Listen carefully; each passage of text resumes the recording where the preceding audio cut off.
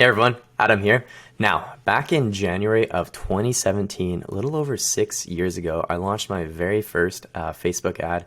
And since then, I've spent well over $5 million just on the Facebook ads platform, not including Google, Pinterest, Snapchat, etc., etc. And since then, I've learned a lot. Originally started off with my own stores and, eventually scaling those up to about $50,000 a month. And then eventually transitioning and helping out other brands and other e-commerce stores with their marketing and scaling up from there as well too. So I'm going to make one promise to you with this video. If you watch it all the way through the end, I guarantee you're going to learn at least one thing, but probably a bunch. So anyways, sit back, enjoy the video, and let's get right into it. So first things first, we're basically going to cover 6 things I learned and then one bonus. So without further ado, let's get right into it. So first things first, honestly, phenomenal marketing makes a huge difference. And, I can't tell you how many times, I've seen with other brands and, other accounts that we've, audited and hopped in, their marketing just isn't that good. You really just phenomenal marketing and just having way better marketing makes like such a huge difference in terms of your profitability, your ROAS, your ability to scale. So it's really a massive thing. And I can't tell you how many times, I've seen just, lackluster marketing and just not really good understanding. So these are a couple of main points that I wrote down. There's probably more, and this is probably an entire video in itself, but or a video that could just be dedicated itself. But anyways, let's get into it. So in marketing, it's better to be first than it is to be better. I actually got that from this book here, The 22 Immutable Laws of Marketing. It's a really good read. I definitely check it out. And the first law, it kind of just threw me off. I thought it was just going to talk about know your customer, all that kind of stuff. But it literally started off like law number 1 essentially was like the law of leadership. That it's better to be first than it is to be better.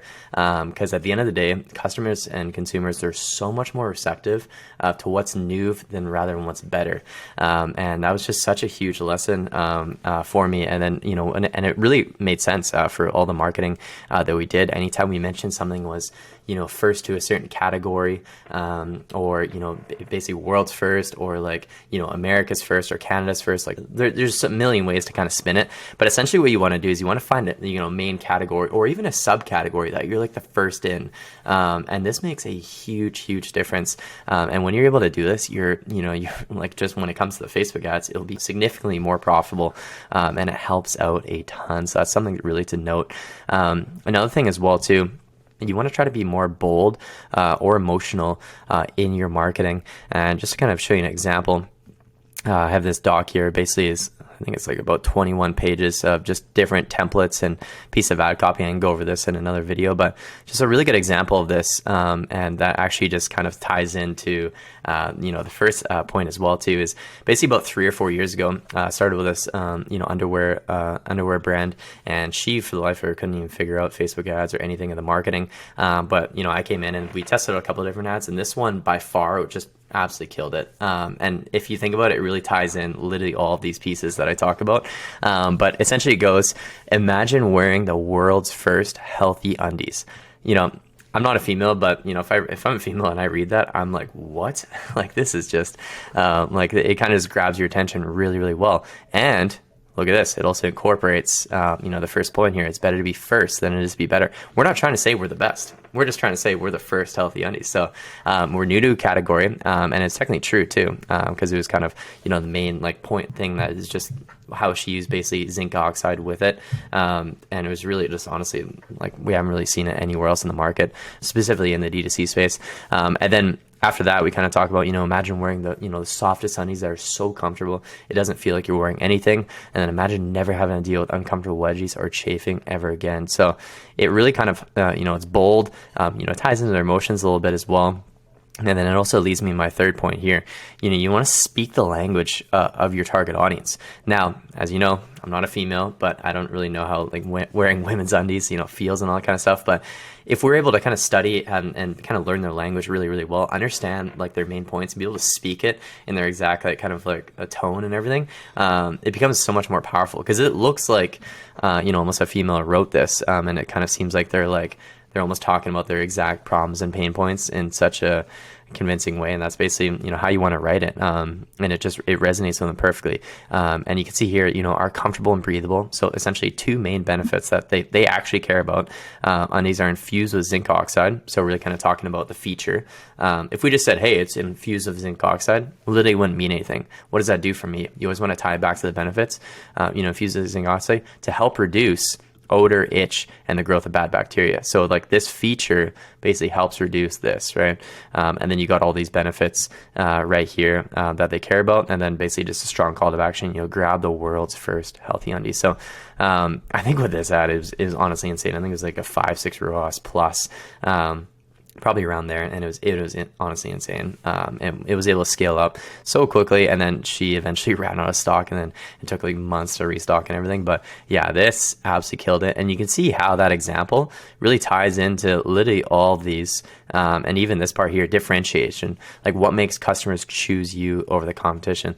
Like even when we onboard basic customers and clients, we have them fill out this, and you know, we have them fill out, you know, what are the competitors, you know, what, you know, differentiation. Why would a customer buy from your brand compared to the competition? Basically, you just want to list as many things you can think of. You can see here, basically, in marketing, it's better to be first and it is be better. We have them fill out this as well. You know, is there any categories or subcategories you're first in? And then basically, I kind of highlight that point there. Also, is there any feature or benefit you're the best in your niche in? For example, we have another client that sells, you know, cactuses and plants and all that kind of stuff. And, you know, us talking about how we're basically in America, basically selling the largest cactus on the market in the US. And that's super bold and grabs attention. And it's technically, like, I guess, you know, kind of a feature or benefit that they care about, especially Americans. They always want to go big with everything. And it works really, really well. So you kind of want to think about that. It's kind of bold. And you want to incorporate some of these things into the marketing. And then lastly, you really want to test out a variety of ad angles and also ad formats, and then really hone in on what's most profitable. Like if we go back to this, you know, obviously we want to test this out, but maybe another angle would be like, you know, tired of dealing with uncomfortable, you know, wedgies or chafing, et cetera, right? So that's going to hook in a different, you know, kind of subset of the audience. Like, oh, geez, I'm so tired of that. But the key thing with that is you want to make sure it's very accurate. You don't want to just bring up a problem that literally isn't actually a problem. You want to bring up an actual problem that people are literally dealing with in their exact words. So that's also a really key thing there as well. But bottom line, you want to test out different, you know, a variety of them. And then also ad formats. And when I mentioned that, you want on the Facebook platform, you know, you want to test out, you know, single images. One could be literally just a product image. One of them could be a lifestyle image. One of them could be a lifestyle carousel of showing off the product with, you know, different lifestyles, different people wearing it, et cetera, et cetera. One of them could be, you know, a bestsellers carousel, et cetera, et cetera. One of them could be, you know, another ad format would be like video, and then different types of videos, right? And one of them could be a catalog. So there's so many different ad formats. There's so many different ad angles that you can do. It's never ending, to be honest. And then you really want to hone in on what's most profitable. So if we come back to this example here where, you know, we're talking about the largest cactus on the market, or even if we come back to this one here, we're talking world's first healthy undies. We know this angle works. So why not just keep peppering this angle and just different variations of that one angle?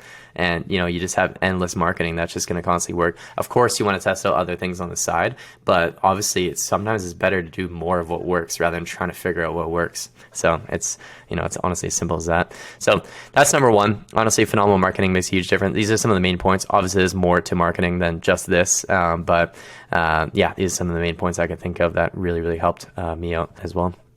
So number two, early on, the riches are in the niches. And what I mean by that is earlier on with audience targeting, you want to go niche in the beginning and then grow broad later on when you're doing at least a few $1 million a year online through the D2C channel. Because at the end of the day, you know, Facebook, Meta, it's you know, it's a data platform.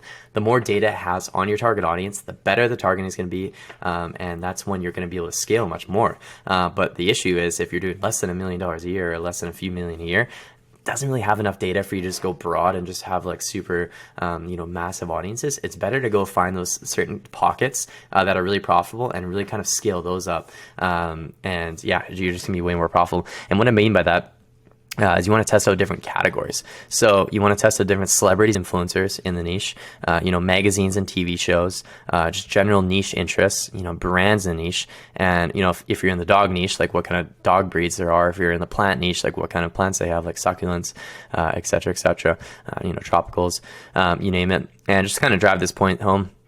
I pulled up this worksheet here. You can see this. So let's take the motorcycle niche as an example. Now, I don't own a motorbike, but you can see here that just takes a bit of research and you can really understand it. So you can see here basically general niche audiences, which is custom motorcycle accessories, motorcycle club, motorcycle helmet, etc., right? Now there's also motorcycle brands, right? BMW, Ducati, Harley Davidson, Kawasaki motorcycles, Suzuki, Yamaha Motor Company. By the way, these are all, when I checked, they're all actual interests in the meta. Basically interest section. So they're literally all interests, and you can see here basically just different categories. And there's also motorcycle models, right? There's bobber, there's chopper, there's cruiser, there's Indian. I don't even own them. Like I've honestly, I didn't even know what an Indian was. I didn't even know that was even a thing. So obviously people are if you like this interest, like you're obviously, you probably own a motorcycle or you're very heavily involved in the niche. You have friends that are in it that could buy your product, etc. So it just becomes super targeted. So it just works really well. Another thing you do is like celebrities that ride, right? You could take Tom Cruise, flex with a motorcycle. By the way, for this, I literally just looked up like celebrities that ride motorcycles. So another thing you do is you can literally look at who your buyers are on Instagram, see who they're following, and then find different celebrities or influencers that basically are in your niche, and then you can kind of get ideas that way. And that's going to be hyper targeted because they're literally buyers of your product or in your niche, and they're following these kind of celebrities or influencers. So that's how you can kind of find them as well. Bear Grylls, Pink, Ewan McGregor, Richard Hammond, Brad Pitt. I wouldn't just target Brad Pitt. I would basically have it set up so they basically have to like Brad Pitt and they have to like motorcycles. So that's honestly how I do it to make it more hyper targeted. Last thing here is motorcycle magazines, Easy Riders magazines, Classic Bite, Motorcycle News, etc. Now, I wouldn't just launch 50 of these by any means, but what you can do is you can grab one or two for each one, right? And then basically, let's just say, Chopper does really well. Now, all of a sudden, you can test out Bobber, Cruiser, Indian, and just build more around the categories that work really, really well. And then eventually, you can kind of stack all the best categories together, higher budget, scale up from there. So, there's different ways of going about it. Another example, dog niche, there's dog brands, BarkBox, Petco, Petland, PetSmart. There's general dog interests like dog food, dog park, dog toy. There's dog breeds, whether Boxer, Doberman Pinscher, German Shepherd, Golden Retriever, etc. You can also do other interests, flex with the niche, right? That aren't directly correlated, but you kind of understand your audience. Like for example, for a brand that we work with, general audience was about 30 to 50. So, or I would say 25 plus actually, 25 plus, but I'd say 25 to 65 was probably, the bulk of it. Obviously that's not hyper targeted, but a lot of them are going to be engaged and just getting a dog and super excited, right? A lot of them are going to be married and, kind of have money and, established career, et cetera. And then also this one was kind of random, but we were trying to target those, hockey moms and hockey dads who, generally speaking, kind of have money. It's an expensive sport. You got to rent the ice time, all the gear. If you're putting your kid in hockey, it's a pretty expensive sport. So they have money, right? And then we were flexing with dogs. So they have to like ice hockey. They have to like the National Hockey League. Have to like Vancouver Canucks, et cetera. You can also do big brands, flex with dogs, or flex with your niche, flex with plants, et cetera, you name it, whatever niche you're in. And then also dog influencers, Cesar Millan, huge. So, there's a bunch of different ways. Hopefully this kind of really helps you out there in terms of figuring out how to make the money or how to really just be more profitable with your audience targeting. And really, if you combine these two, better marketing and really good targeting, that right there is it's going to make a massive difference in terms of how how profitable you're going to be with your marketing and this is literally for any platform, by the way. Now, in terms of meta, Account structure definitely matters. I covered this in another video, so I'm just going to quickly touch over this again. But essentially, you can see here, basically for each country, let's just say we're targeting Canada and the US, you want to segment them out and be kind of organized in how you kind of go about that, especially if there's two sites. US might be going to a .com URL, Canada might be going to .ca, Australia could be going to a .au, et cetera, right? And essentially within that, you want to be targeting cold, warm, and hot. Cold meaning basically just prospecting, reaching new people. This is where about like 70% of your budget is going to be going. So if you're spending $100 a day for easy math, like $70 a day would be going towards cold traffic. And then the remainder, $30 a day would be split between warm and hot. Probably in that case, it'd probably be about $20 a day on warm and $10 on hot, because warm is going to be a lot, bigger of an audience because it's just they haven't been to the site. But you can see here, it can be split between interests and lookalikes for simplicity purposes. Interest categories, literally what we just covered, and then lookalikes, Instagram engagers, lookalike. You can see here, warm, there's basically people who have engaged with your Facebook and Instagram page as an example. And then hot, there's people who have been to the site. Now, we tried a million different ways of, retargeting hot. But at the end of the day, this is really what we found worked best. I can show the setup later, but really, it's just like a CBO. So it basically just automatically optimizes based off of these 4 ad sets. So people have been to a product page in the last 100 days, view content. People have spent like basically segmenting, everyone has been to the site, and then the top 25% who spent the most time on your site, and then basically over 180 days. That's a really good custom audience. Add to cart, anyone who's added to cart in the last 100 days, and initiate checkout 100 days. Now, we've honestly tested visitors 30 days, 60 days, 90 days, doing like hyper targeted like 7 days, and then 7 to 14, and then 14 to 30, and really just showing different ads to each one. But really, at the end of the day, this is honestly what we found to be the best and the most inconsistent. And just the most profitable, which is really what we're going for. So give that a try. It's really good. And you can see here, basically, this is literally how it looks. We have US cold, you have US warm, US hot, and then we also have a grad test. We basically just graduated the best interest and ads to another one. You can see here in a month, pretty healthy, profitable return ad spend, good structure, and very organized. And that's why when we see this, we can easily dissect exactly what's going on. Very, very clean and organized. I'd say it matters for, organization structure and just how you're spending your budget. That's why it matters a lot. Not only on just the, just the Meta platform, but others as well. It's always good to be really organized and know exactly what's going on. Number 4 is building custom landing pages can massively improve your ROAS. This here, makes a big difference. Sometimes it actually literally doubles the return ad spend. So it's actually kind of crazy. And I'll show you something we've been testing that's been working really, really well. This is an example one, a recent design that we did for a client. And essentially what this does, and we use this for cold traffic, so people have never heard of the brand before. And essentially what it does is it warms up cold traffic in a very visual and compelling way on all your unique selling points before they get to your product pages, to your collection pages. And it works really, really well. Because at the end of the day, it's kind of almost like walking in a retail store.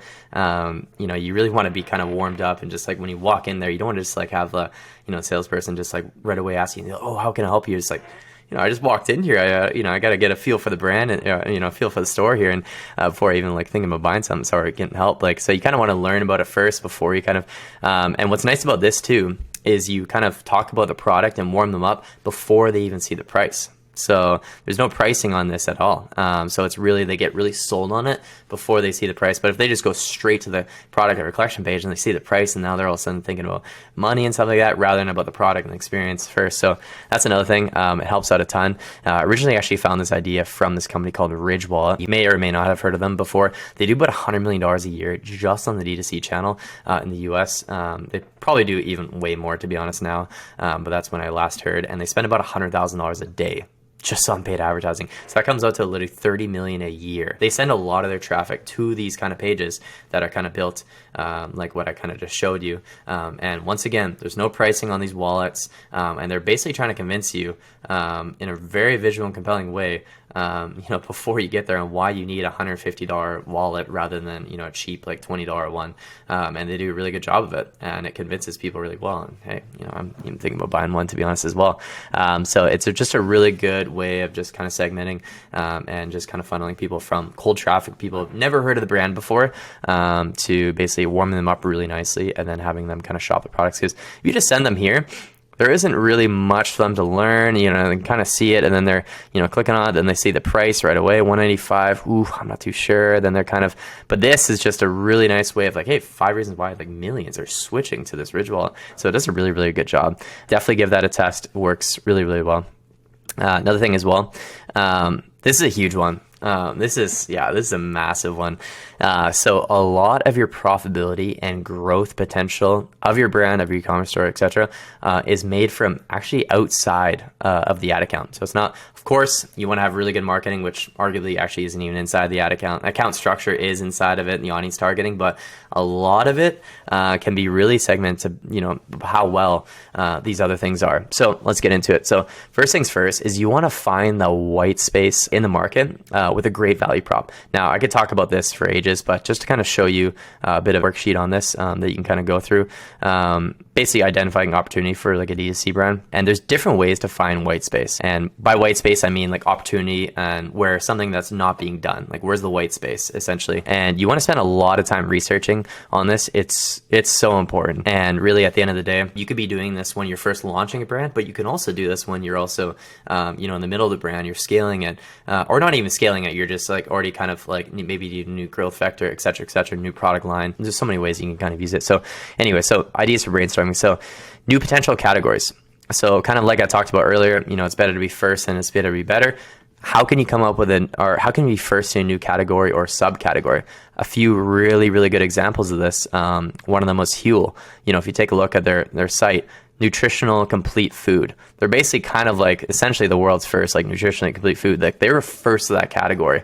Then no one had really done that, and their growth speaks to it. If you see a chart from their founder Julian, you'll see literally it's just a straight line up in terms of their growth. It's literally the most beautiful chart you'll ever see, and obviously it's really good execution and whatnot. But at the end of the day, a big piece of that is that we're first to a category. Just scale is insane. Another really good example is Allbirds. You can argue that they're, one of the first, shoe brands that were kind of like with the sustainability angle. Another example, literally in the shoe space, is Vessi. They're basically, quote unquote, the world's first, basically waterproof shoes. So rather than trying to like, for these shoe brands, like how successful do you think they would be if they tried to like make a better Nike or a better Adidas? Like good luck with that. But if they can kind of come up with a different category or subcategory, waterproof shoes, eco-friendly, sustainable shoes, right? So you can kind of think of those different angles that work really well. Another really good example is Hush. Now, I remember seeing a podcast with the founder, really, really good example of this. And this guy, essentially what he did is he basically, I'll show you the site here. They basically launched their weighted blankets, right? And then, they're doing really well. I think they launched it like November or December. I forget what year it was. It was doing really well, right? And then all of a sudden, basically, June, July, August came and their sales like depleted, right? And what happened was it was basically two co-founders. One of the guys was like, you know what? This business isn't for me. I'd rather have something that's like all year round and like, keeping me going kind of thing. And he's like, wait, let's go ahead and talk to our customers. And so this guy literally picks up the phone and he starts calling his customers and asks like, hey, like, how are you liking the product? Blah, blah, blah. Like, what do you want to see from us? Like, how could you, what else do you see from us that you'd maybe buy in the off season, like during summer and stuff like that, when obviously a weighted blanket is a little bit much. You're going to be so, and then basically the message he got back from them was like, they're like, I love the product. It's amazing, but it's so hot. Like if you guys made some sort of cooling one, I'd buy that. And he's like, and so they went straight to the manufacturers and they basically tried to, come up with this material that was like a bit more of a cooling. And they quote unquote launched the world's first cooling weighted blanket. Right. So another new category that's never been done. They're first in the market. And then they ended up getting on like Dragon's Den and they scaled like crazy. I don't know what the numbers were, but the growth was insane after they did that because once again, they basically launched a new basic category. And keep in mind, this is also after they've already launched and sales slow down and they basically launched this new product. So this is why I'm saying there's always opportunity for you to find white space in the market. And that's a really good example where it just took off after that. So brilliant. Brewmate, and another good example of like talking to your customers to getting ideas and just asking what they want, right? So it's a underutilized tactic. Also, where's there opportunity to innovate and improve? A really good example of this is a company called Brewmate. They basically made like a patented, basically came up with a patented style design for their product. I forgot which when was the first one. I remember the founder talking about it, but really at the end of the day, they took a product that was, pretty like, standard, like nothing really been done to it. And they basically made like kind of a new patented design that was like way better. And it was just, it was very high quality. That's another example as well too.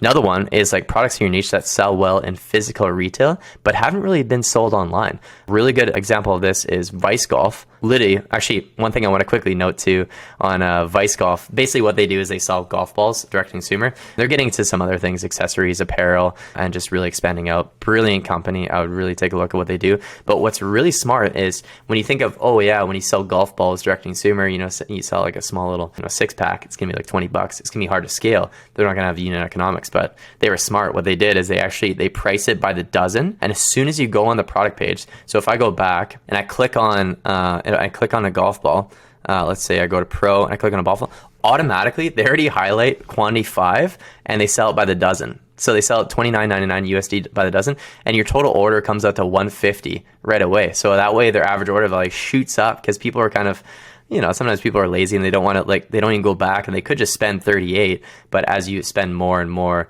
it gets cheaper by the dozen. But essentially if you go to their you go to their About Us page for the brand, and I love this. It just shows like of how important differentiation is in branding and stuff like that. But you can see here why we're different. It's simple. Vice Golf makes premium golf balls, sells them over the internet, and ships them directly to the consumer. The balls are as good as anything out there, but a lot less expensive. So they're immediately like, why we're different. You know what I mean? And I love that. And literally, that's the differentiating factor. If you come back to this, and where's the white space? They're selling golf balls direct to consumer, where traditionally, sold in like golf shops and, all that kind of stuff. It's not really sold online, but they're like one of the first to do it. Another really good example is Magic Spoon, selling their cereal. Of course, it's differentiated as well, which typically is sold in store. Like, who sells cereal online? Like, not many brands do that, but Magic Spoon did that. Another example is this company here, Simply Modern. The founder made like a really good thread, really cool company. I think they do about 100 million a year now. And basically they noticed that they were selling, essentially a water bottle kind of products essentially. And they noticed that it was traditionally sold in retail, right? And they noticed kind of the white space in the market was huge underutilization of Amazon and also online. So that was the white space, and that was the opportunity for them as well. Another thing, this is actually one of our biggest clients does, is products selling really well in another country but haven't been sold yet in years, or very few are. Basically for this here, one of our biggest clients, the main best-selling product is massive not massive, but like it sells really well in the US, but barely in Canada.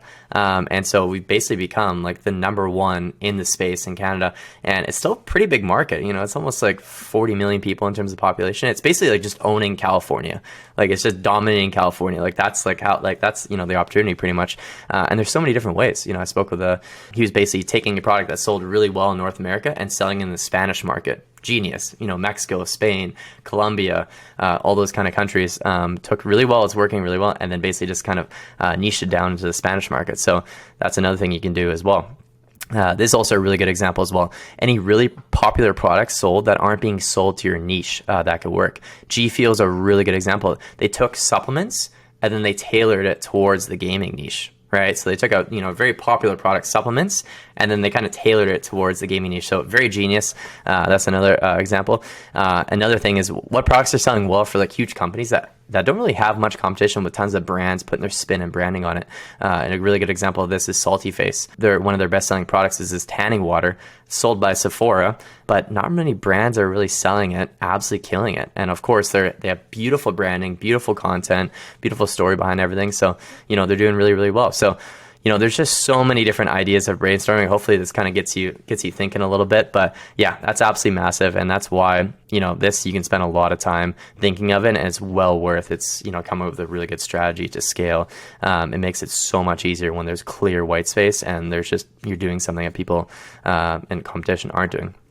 right? Number two, optimized website. This is an entire video of itself, but something like this, I have this website optimization checklist. You want to focusing on, improving your average order value, really kind of looking at like, free shipping over X amount. That's a really, really huge one. How can you basically kind of buy more and save more? That's also what, if you go back to Vice Golf and you can basically go to their product pages, they're essentially, they're doing 5 quantity. They're kind of doing a slick way, but essentially the same concept, really, really important to be able to kind of, improve the average order value. There's different apps you can do for that. Upsells, really, really crucial. Experiment with different pricing, and then also improving the conversion rate. Now, improving the conversion rate, I think it honestly comes down to a lot of times, it's honestly numerous things, but organizing the products and navigation. Now, the best navigation I've ever seen in my entire life is probably this company here, Figs. They do about like 400 million a year. So like, actually probably more, but essentially like a billion or a multi-billion-dollar company. They literally have the best navigation I've ever seen in my entire life. So what I mean by navigation is if you hover over women, this is so organized. You can literally shop by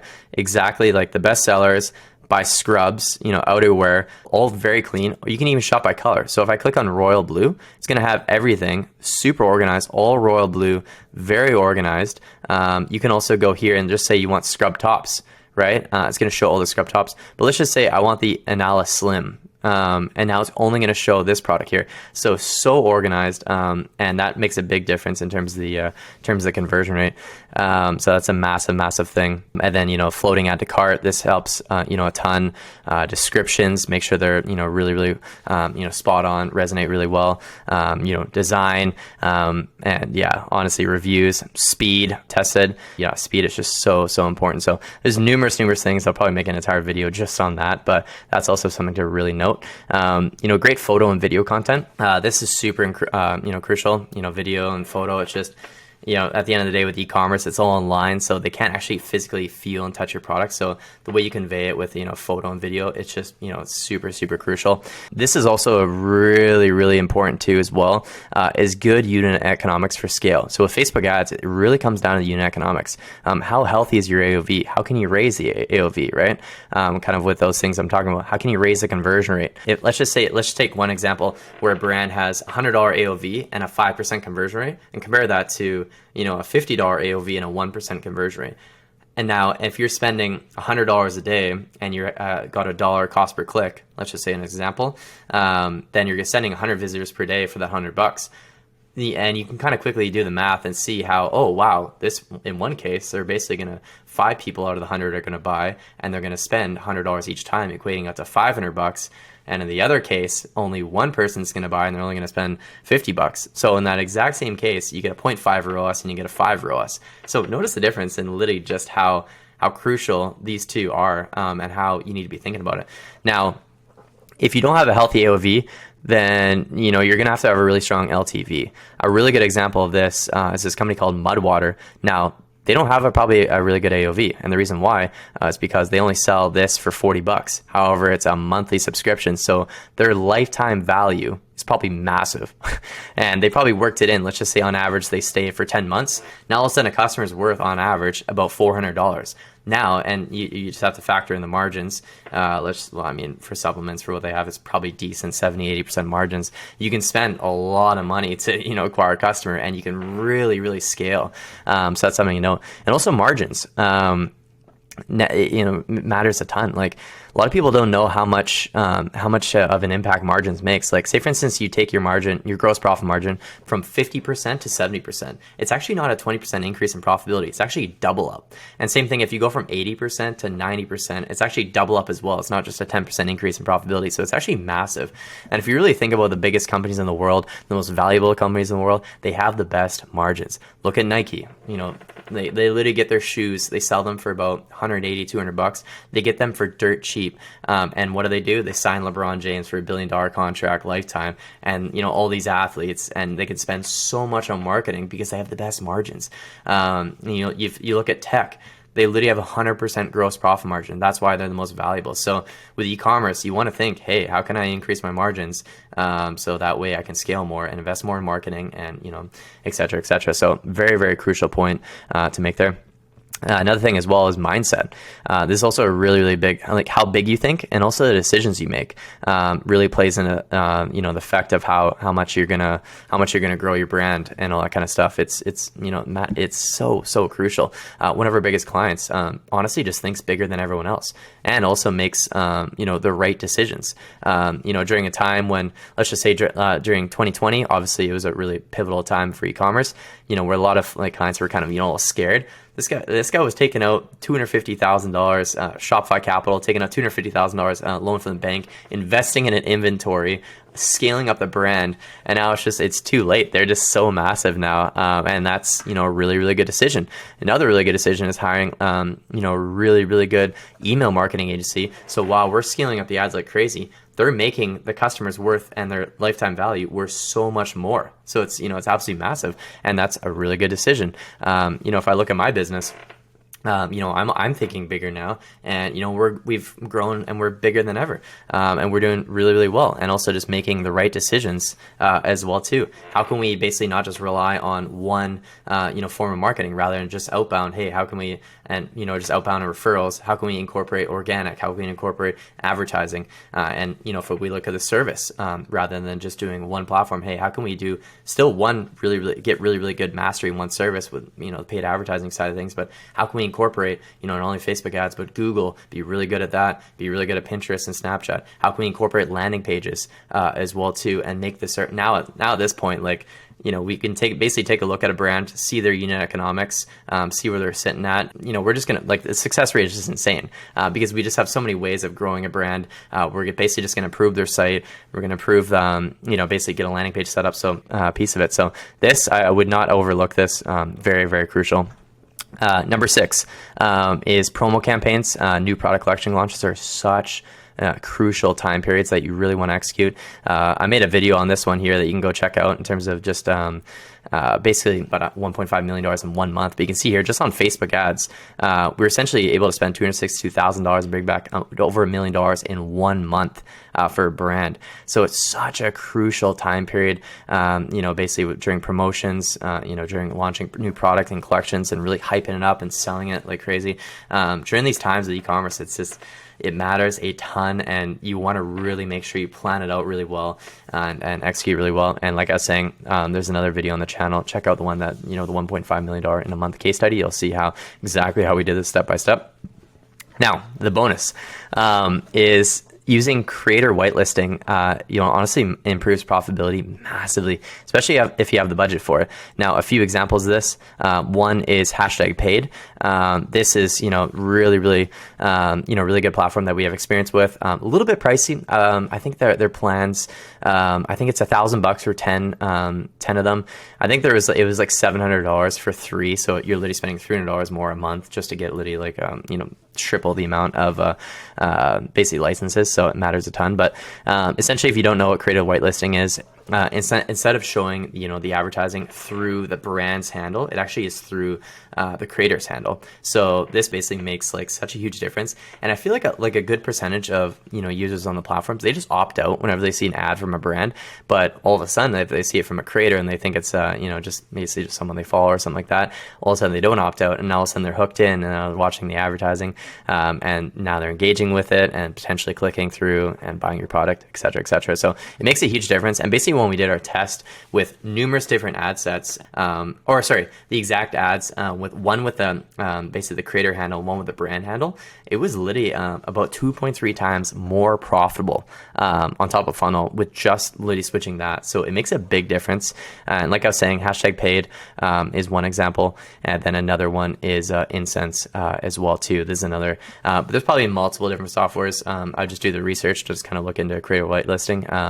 Like I was saying, we have experience with #paid, but there's also another option as well, and I'm sure there's a few more as well too. So yeah, but overall, that concludes the video. Hope you enjoyed that. Hopefully that was super, jam-packed. You might want to watch that again. There's a lot of golden nuggets in that. But yeah, thank you so much for watching the whole video. Any questions, drop them down below, and we'll see you in the next one. Thank you so much for watching.